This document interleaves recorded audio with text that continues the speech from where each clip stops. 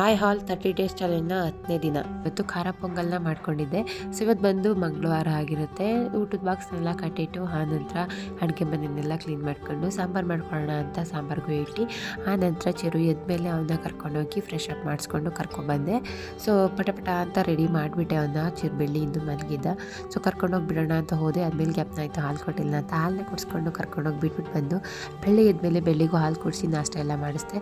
ಮಧ್ಯಾಹ್ನ ಎಲ್ಲ ಊಟ ಮಾಡಿಸಿ ಫ್ರೆಶ್ ಅಪ್ ಮಾಡಿ ಕುಂಡಿಸ್ಕೊಂಡು ಆಟ ಆಡಿಸ್ತಾ ಇದ್ದೆ. ಸೊ ಇದರಿಂದ ಕಂಪ್ಲೀಟ್ ಬ್ಲಾಗು ನನ್ನ ಯೂಟ್ಯೂಬ್ ಚಾನಲ್ ಇದೆ. ಪ್ಲೀಸ್ ಯಾರು ಚೆಕ್ ಮಾಡಿಲ್ಲ ಅಂದರೆ ಚೆಕ್ ಮಾಡಿ. ಹಬ್ಬ ಸಂಜೆ ಬರ್ತಿದ್ದಂಗೆ ನಾವೆಲ್ಲ ನೀರು ಹಾಕೋಂಗಿಲ್ಲ ಅಂತ ಅಂದ್ಬಿಟ್ಟು ಅಪ್ಪನೇ ನೀರು ಹಾಕ್ತಾಯಿದ್ರು.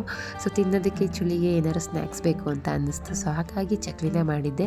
ಊರಿಂದ ತಂದಿರೋ ಕಾಳನ್ನೆಲ್ಲ ಅಮ್ಮ ಬಿಡಿಸ್ಕೊಟ್ರು. ಅದನ್ನ ಫ್ರಿಜ್ಜಿಗೆ ಇಟ್ಟು ಆನಂತರ ಭೈರವ ಬಿರಿಯಾನಿಗೆ ಬಂದಿದ್ವಿ. ಸೊ ಭೈರವ ಬಿರಿಯಾನಿಲಿ ಬ್ಯಾಟಿಂಗ್ ಮಾಡಿಕೊಂಡು ಮನೆಗೆ ಹೋಗೋಷ್ಟೊತ್ತಿಗೆ ಅಮ್ಮನ ಕಣ್ಣಿಗೆ ಬೆಳ್ಳಿ ಈ ಪರಿಸ್ಥಿತಿ ತಂದಿಟ್ಟಿದ್ದ. ಸೊ ಕೈ ಟಚ್ ಆಗಿ ಈಗ ಅಮ್ಮನ ಕಣ್ಣು ಫುಲ್ ರೆಡ್ ಆಗಿಬಿಟ್ಟಿತ್ತು. ಇವತ್ತಿನ ಮಿನಿ ಬ್ಲಾಗ್ ಹೀಗಿತ್ತು.